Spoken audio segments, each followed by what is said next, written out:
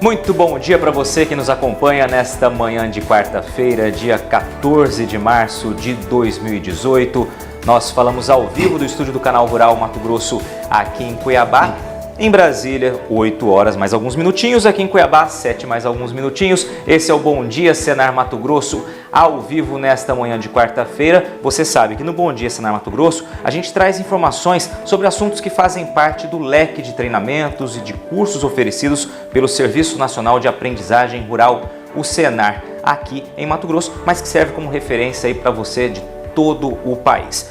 E o assunto de hoje interessa a você que gosta de peixe, viu? Hoje nós vamos falar sobre piscicultura, planejamento e desenvolvimento dessa atividade que cresce a passos largos em todo o país. Você pode participar, aliás, deve participar conosco enviando a sua mensagem pelo telefone 65 99 212 1055, esse telefone que aparece na sua tela a partir de agora. Então você pode enviar sua mensagem, sua dúvida para ser esclarecida aqui ao longo do programa. Para falar sobre piscicultura, nós recebemos aqui no estúdio um instrutor credenciado do Senar Mato Grosso, ele que também é biólogo, zootecnista, conhece muito do assunto, Calixto Ramos Correia Neto. Bom dia, seja bem-vindo. Bom dia a todos, bom dia Luiz.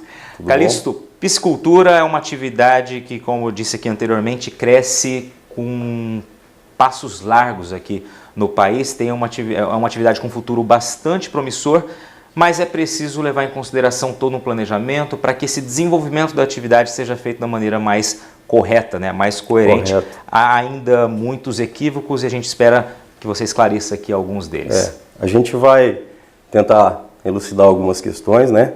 Realmente, como você disse, a atividade ela é muito nova no agronegócio, mas ela tem muito futuro, né? A gente tem que ter um certo cuidado, um zelo para tratar dessas questões, mas realmente é uma das atividades do agro que tem a tendência de maior crescimento e rentabilidade no futuro. Perfeito. Vamos começar mostrando um pouquinho do panorama da piscicultura atual aqui no país. Eu falei recentemente que ela cresce a passos largos e os números vão mostrar isso. Sim. Eu vou apresentar para vocês aqui dados do Peixe BR, né? Dados nacionais. Então a gente tem aí, ó, a produção nacional, né? E os 4 maiores produtores estados, né? Estados produtores brasileiros. Então o Brasil, no ano de 2016, ele produziu 640 mil toneladas, né? Aproximadamente. E no ano de 2017, 691 mil toneladas e 700. Quer dizer, uma variação, um incremento de crescimento de 8% ao ano, né? O principal produtor do estado é o Paraná. O estado do Paraná passou de 93 mil toneladas e 600 para 112 mil. Isso por causa da criação de tilápia, a tecnologia da tilápia, lá um pacote tecnológico muito bem definido. Que deu esse avanço quase 20%. Quase 20% no crescimento, isso. E as cooperativas, né? O Paraná tem um conceito muito grande em cima de cooperativismo e isso é o que alavanca a atividade com essa força.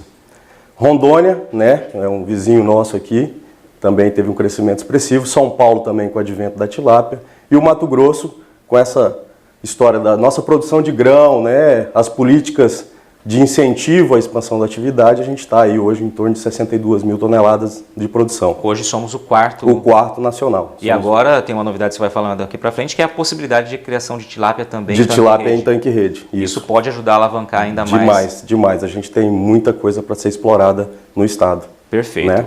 Primeiro ponto a ser observado nesse teu próximo slide, né? Você fala do segredo da piscicultura. Onde é que está o ouro da piscicultura nesse próximo slide que você vai mostrar?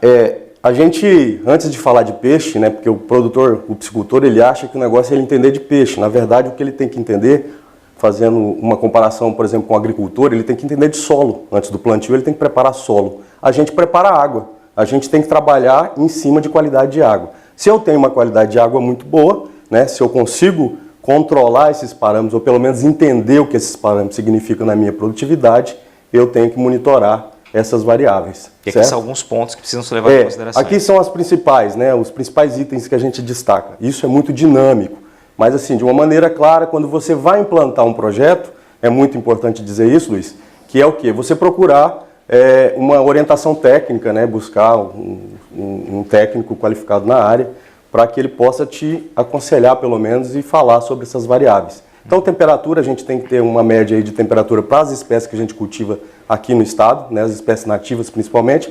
Temperatura da água em torno de 25 a 32 graus. Né? Não que abaixo disso não seja possível, mas eu estou dizendo de desempenho zootécnico. Quando você tem essas variáveis dentro dessa normalidade, você tem um desempenho melhor, né? Transparência da água, quer dizer, em relação aos parâmetros de quantidade, povoamento, densidade, né? Porque isso vai dar uma turbidez muito alta na água, então eu não tenho uma produção primária, às vezes, adequada para a produção principalmente de oxigênio. E o oxigênio dissolvido, geralmente acima de 3 miligramas, é possível criar as nossas espécies. É lógico que quanto mais alto for essa quantidade de oxigênio dissolvido, essa concentração na água, melhor é o meu desempenho, né?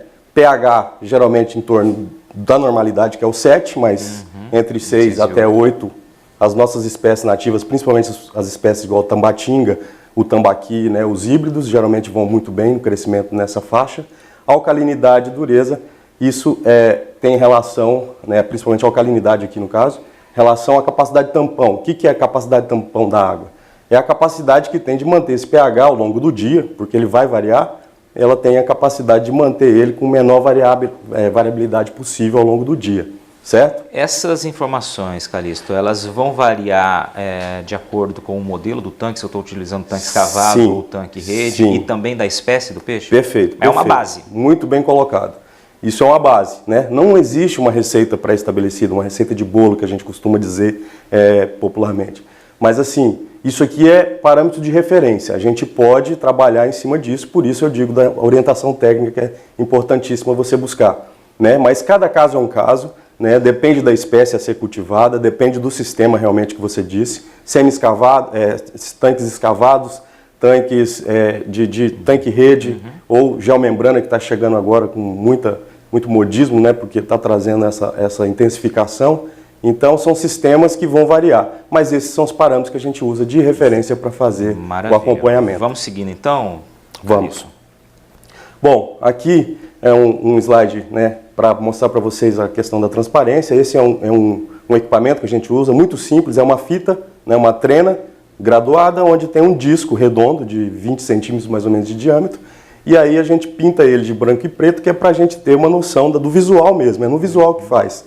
E aí, ó, ela está inserida na água e a gente vê o ideal da transparência de um corpo d'água, né? Lógico que existem exceções, mas numa normalidade, em torno de 40 a 60 centímetros de profundidade de transparência é um tanque bom. Se eu não estiver conseguindo ver ali o branquinho e o preto ali, eu tenho que tomar algumas providências. Isso, eu tenho que tomar providências. Ou seja, se não é um tanque onde tem muita material em suspensão mesmo, né?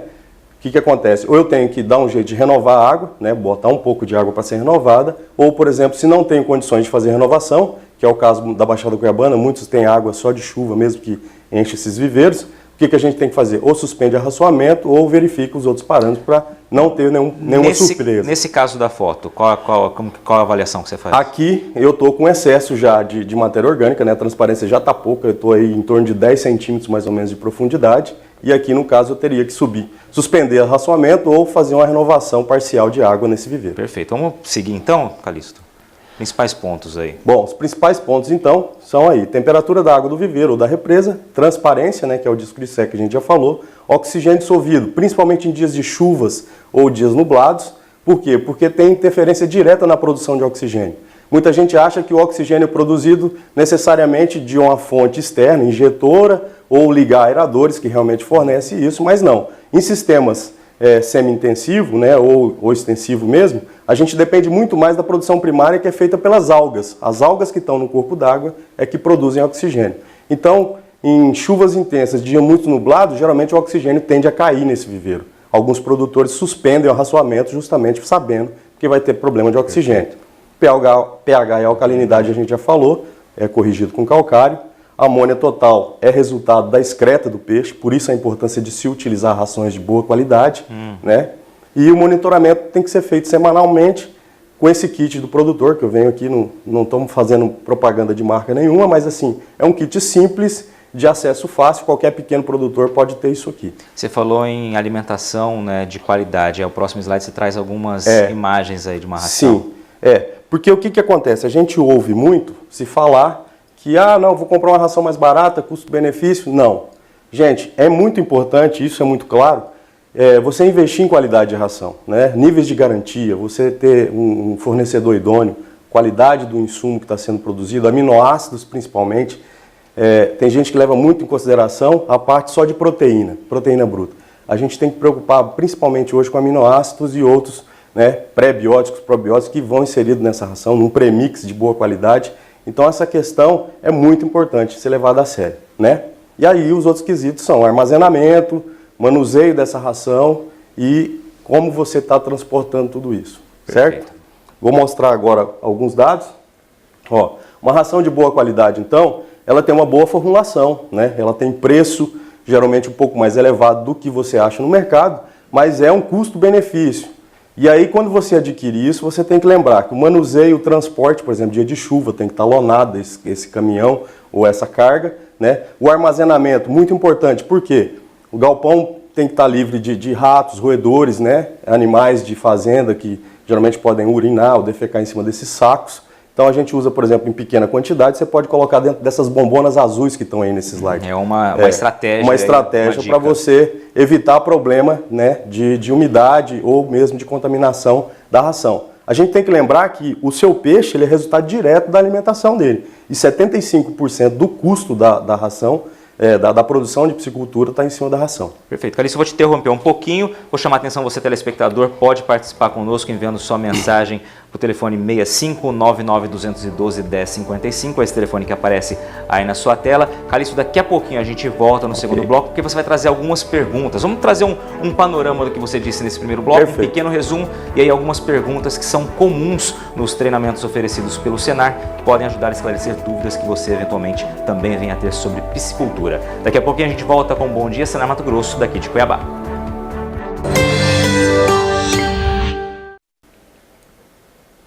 Estamos de volta, direto aqui de Cuiabá, estúdio do Canal Rural Mato Grosso, com o Bom Dia Senar Mato Grosso. Hoje falando sobre piscicultura, planejamento e desenvolvimento dessa atividade que cresce a passos largos no país. Como a gente viu no primeiro bloco, o crescimento de 2016 para 2017 foi em torno de 8%, segundo números da Peixe BR.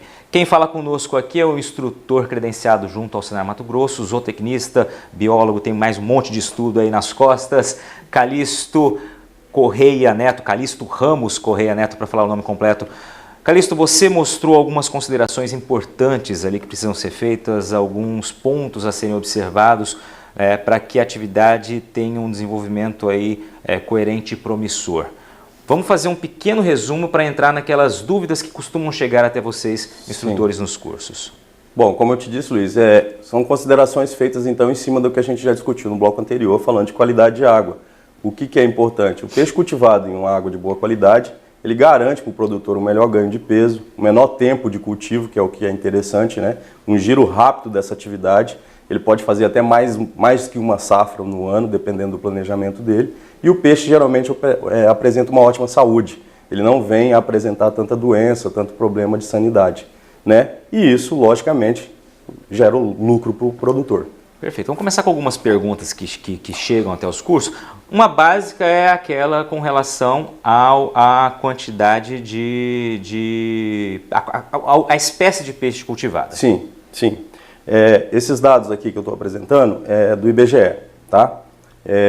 Mostrando tilápia, né, que é o principal peixe cultivado hoje no Brasil, devido àquela questão que eu falei para você, um pacote tecnológico muito bem definido, né? Então, principalmente a região sul e sudeste, no caso do Paraná, que é o maior produtor do país, então a tilápia é o peixe mais produzido. Foi liberado ano passado, a gente disse isso aqui, né? Então o Mato Grosso começa a criar ela em tanque-rede agora no estado. Isso pode fazer, como a gente viu o exemplo do Paraná, subindo quase 20% a produção. Sim, com isso certeza. Pode alavancar demais a produção também aqui em Mato Grosso. É uma expectativa grande. É uma expectativa grande. Perfeito. Né? É lógico que uma tecnologia um pouco diferente que a gente está conhecendo agora, mas que pode ser nossa alavanca realmente. Perfeito. Né? O peixe mais produzido aí em segundo, né, o tambaqui, nacionalmente falando, 136 mil toneladas.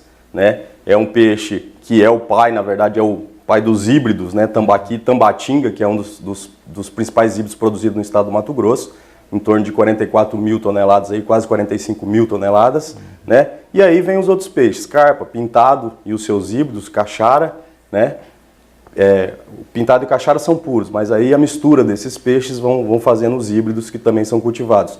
Nós aqui cruzamos o caixara com o jundiá amazônico, né, e aí temos um híbrido aí que é muito cultivado também no estado.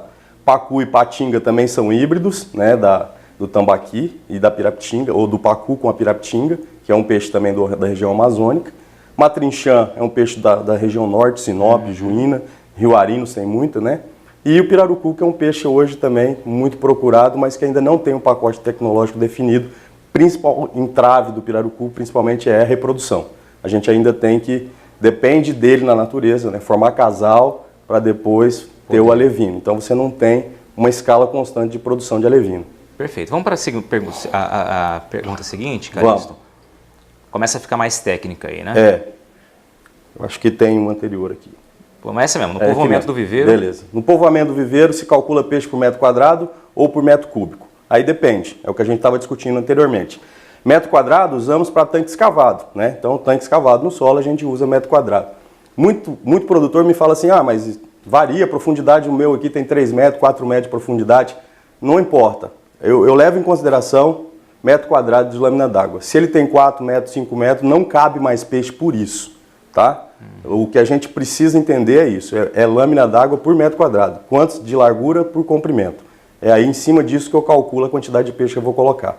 Metro cúbico, no caso, é povoamento de tanque e rede ou dos geomembrana, que são esses tanques que está no slide aí, né? Que é uma tecnologia muito nova, que está começando agora, mas ele intensifica muito isso, mas aí já exige muito mais o acompanhamento de um técnico, um profissional qualificado para você mexer nessa tecnologia. Mas vem de alavanco também, junto com a tecnologia da tilápia. Isso aqui hoje é provavelmente o futuro da piscicultura também no estado. Bom, como calcular agora, a próxima pergunta é evidentemente... Isso.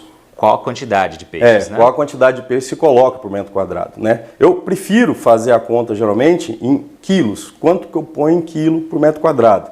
E aí eu estabeleço o quê? Eu estabeleço que eu preciso saber qual o peso de abate que eu quero tirar o peixe. Mas aqui, para dar uma média para vocês, o que a gente utiliza hoje, né, para os peixes redondos, em torno de 800 gramas por metro quadrado é o que eu faço de povoamento no cálculo, tá? Mas isso vai variar se é alevino, se é juvenil, se são adultos, né? Exatamente, é bom esclarecer isso, né, Calixto? Você está trazendo uma média, né? Uma vai média. Depender, claro, de cada situação, mas é importante considerar a média. É a média. Perfeito. Tá? Vamos para a pergunta seguinte?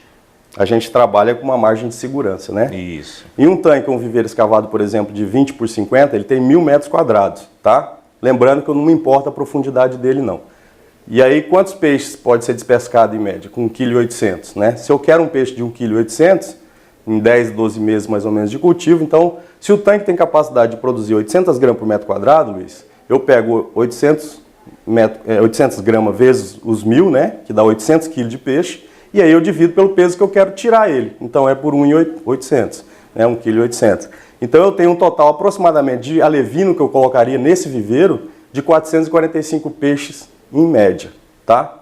É lógico que pode ter uma mortalidade, você pode trabalhar com uma taxa um pouco maior, né? Mas assim, na média, o que eu vou tirar de peixe aí com 1,8 kg seria 445 peixes, correto? Perfeito. Deixa eu fazer uma pergunta aqui, bem de leigo, de quem nunca trabalhou com piscicultura, né? A gente está falando em quilos aqui. Para tirar um peixe com 1,8 kg, eu vou gastar quanto tempo, mais ou menos, utilizando uma espécie mais comum aqui na criação aqui em Mato Grosso? Tambaqui e tambatinga, né, que são os peixes redondos, em geral a gente vai levar aí em torno de 10 a 12 meses. O que vai variar realmente, qualidade da água, temperatura, né? A temperatura interfere muito. Então um peixe, por exemplo, cultivado aqui na Baixada, geralmente ele tem um crescimento mais rápido, porque a água é mais quente, então o metabolismo dele acelera um pouco, e aí se a ração for de boa qualidade e os outros parâmetros tiver tudo dentro daquela normalidade, ele vai crescer um pouco mais rápido, pode tirar em 10 meses. Se for em Campo Verde, por exemplo, região um pouco mais fria, altitude diferenciada, talvez ele leve 12 meses para você tirar ele. Perfeito, tá? vamos para Mas na média é isso. Pergunta seguinte? Vamos. Quando o piscicultor medir os parâmetros de pH e alcalinidade de água do viveiro, e esses estiverem abaixo do recomendado, por exemplo, pH 6 e alcalinidade 20, né, que é aquelas tabelas que eu mostrei para vocês de referência, qual o procedimento para a correção disso? Então a recomendação, quando você mede esses parâmetros, eles estão abaixo do recomendado, você faz a utilização de calcário agrícola. O calcário que se utiliza mesmo na lavoura, na agricultura. Geralmente o calcítico é o mais utilizado, certo? Mas se não tiver o dolomítico, pode ser utilizado também. O importante é fornecer, né, carbonato de cálcio nessa água para que aconteça aquela coisa do tamponamento que eu falei para vocês, que é segurar um pouco o pH para não oscilar ao longo do dia, e aí fazer a correção dessa acidez. Tem essa informaçãozinha vermelha aqui, tem que ser destacada, né? Isso é muito importante, né? É calcário agrícola. Por quê? Porque se você utilizar cal hidratada ou mesmo cal virgem, que é aquele que usa em construção ou para desinfectar viveiro, porque a gente usa isso também no procedimento, você mata os peixes em cultivo, né? Então, na verdade, eu tenho que corrigir o pH, mas não posso utilizar nenhuma dessas duas fontes de carbonato de cálcio. Esse é um tipo de equívoco, um tipo de erro que acontece de fato? Acontece muito, né? Você pode utilizar porque às vezes esse material está em resto, está num saco, está num balde dentro de um galpão, onde você armazena lá os seus produtos, e aí o funcionário, principalmente, ele pode chegar desinformado, achar que aquilo é calcário, não tem nenhuma anotação, né, e ele pode utilizar esse produto sem saber. Perfeito. Né? Vamos para a pergunta seguinte. Então, Calixto, essa é interessante também, viu? Peixe parou de comer de um dia para o outro, né? O que aconteceu nesse caso? E qual o procedimento que o piscicultor deve tomar? Bom, mudança brusca de temperatura, dias nublados, seguido de muita chuva, tempo fechado, todos esses fatores, eles podem interferir no apetite do peixe. Por quê? Porque quando você tem essas mudanças, o metabolismo do viveiro, quer dizer, o tanque, ele comporta de acordo com o clima, tempo, né? Tudo isso interfere também no tanque de piscicultura. Então, dias nublados, geralmente o oxigênio da água tende a diminuir, né? E você vai jogar ração, o peixe vai estar passando por um período ali de estresse, porque o oxigênio está baixo. É como se ele estivesse sufocando dentro d'água. Então não adianta jogar a ração, por exemplo. E às vezes ele pode até comer, Luiz, mas o que acontece? Ele vai comer, mas a digestão vai ser dificultada e aí esses animais podem começar a apresentar sintomas de problema, né? Por que isso? Porque os animais eles não regulam a temperatura corpórea como os mamíferos e por isso são chamados de psilotermos. São animais que não conseguem regular a temperatura. De acordo com a temperatura da água abaixa, o metabolismo dele também abaixa, certo? Então o piscicultor deve suspender arraçoamento, é uma medida, essa é a principal. Suspende arraçoamento dia de chuva ou tempo frio, né?